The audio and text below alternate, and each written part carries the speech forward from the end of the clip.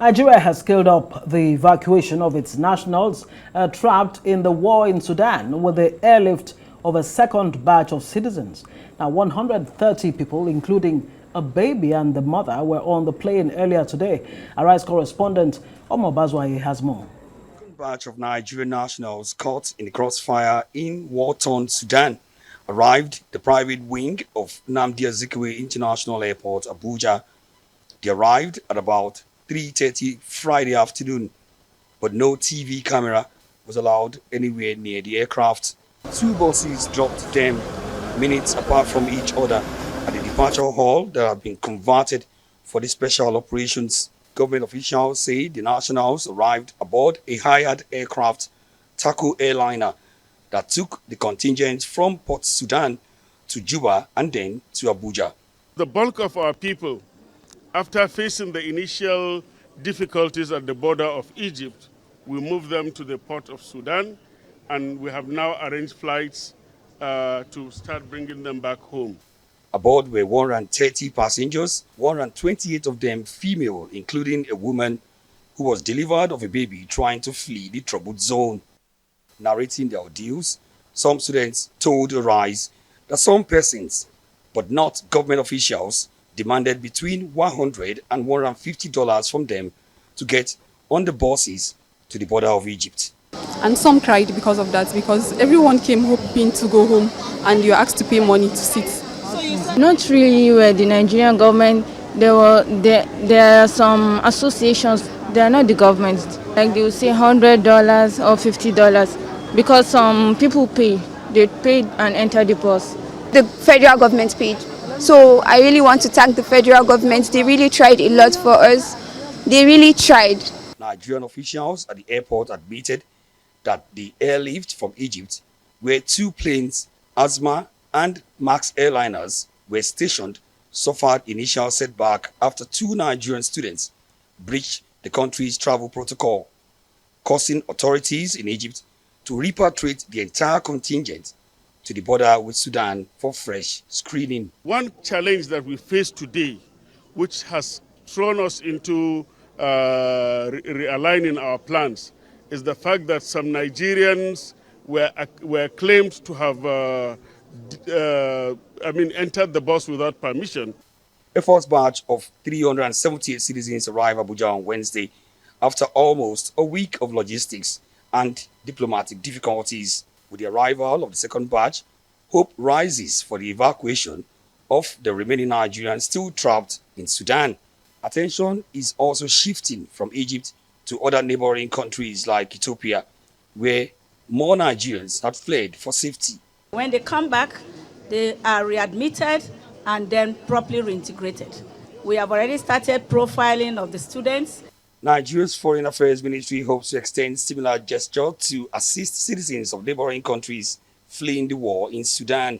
So we have made contacts with the ambassadors of both Nigeria in their countries and the ambassadors in Nigeria to give us the contact addresses or contact numbers of their leaders. Meanwhile, a third batch of Nigerians aboard Peace Airline, Atma and Max airliners are expected to arrive early on Saturday. Omar Bazwai, Arise News. We're joined by the head of media, publicity and protocol at Nigerians in Diaspora Commission, Abdulraman Balogun. Good to see you, and we saw you in that footage there. Quite a busy moment, and tales of wars for some, but exciting things happening for many that are here. Speak to us about the evacuation process so far. How many batches do you have so far at the moment? Well, thank you very much for having us. This is the third batch we are having. The very first one came with 102 C-130, the military. Nigerian Air Force. Yeah, Nigerian Air Force. The second one was by the Air Peace. We have 274.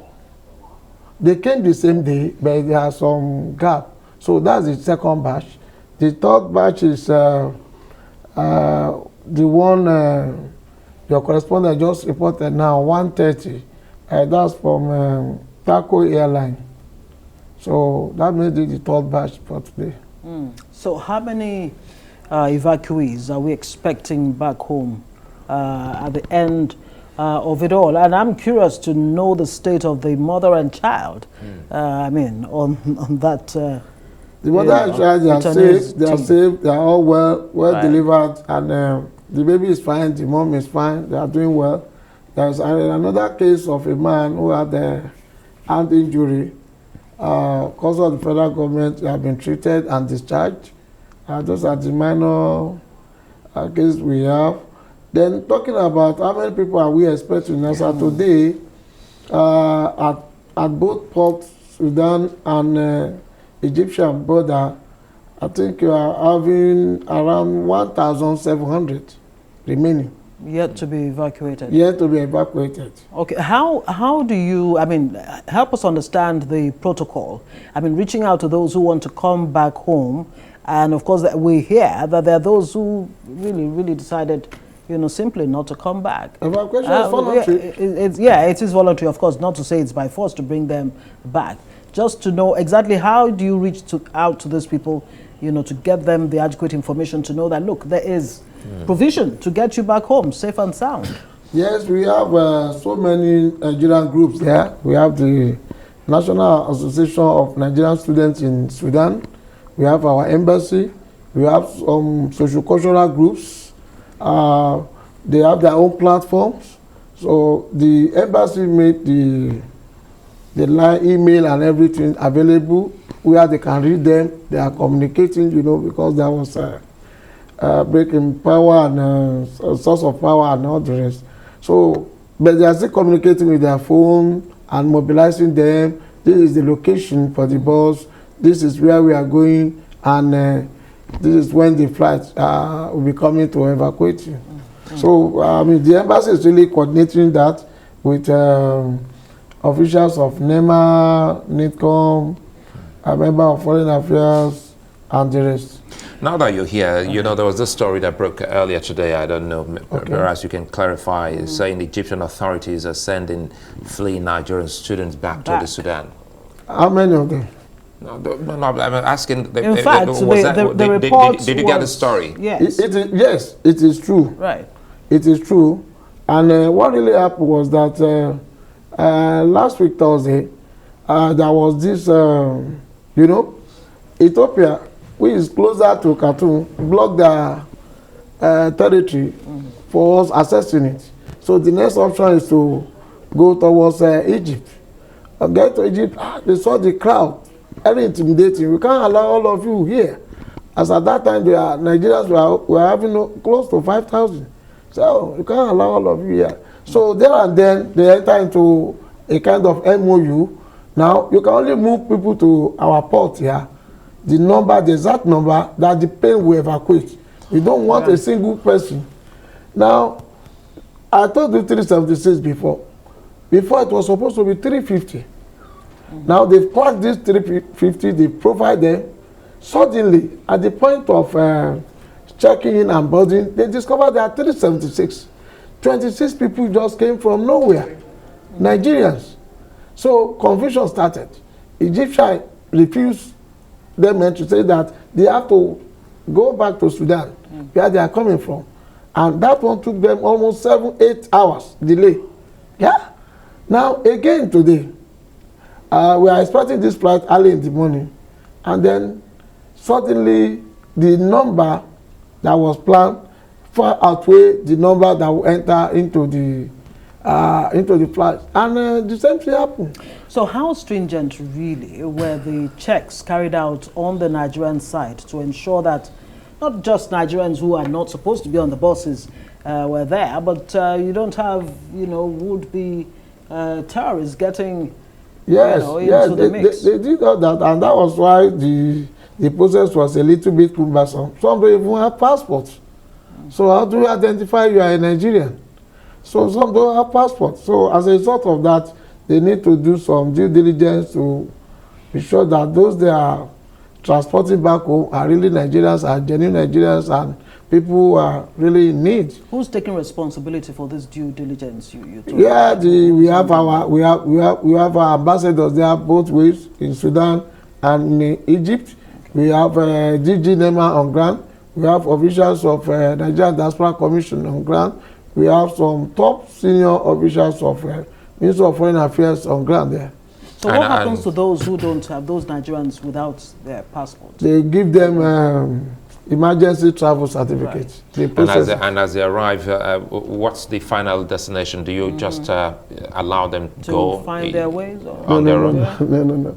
As they arrive, you can see the way we welcome them. We provide them, we give them, we go through all those processes. We have some collaborators, partnership, like Dangote Foundation. For transportation, Dangote give them 100,000 each person.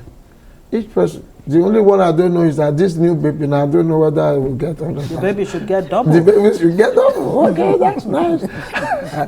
But have you been able to investigate very quickly? Those said to be demanding monies from those students. Actually, we've been hearing this allegation, but allegations that are not proven. Mention the name of official, but we saw a statement from National Association of Nigerian Students in Sudan, asking them to pay $100 or $200 to assist them that the money Nigerian government sent, the buses have not been able to get it and not the rest. We issue a statement to say don't give kobo to anybody. Nigerian government already paid for all these buses and everybody will be evacuated. Yes. All right, Abdulraman Balogun is Head Media and Publicity and Protocol, Nigerians in Diaspora Commission, NIDCOM. Thank you very much for joining us. Thank you.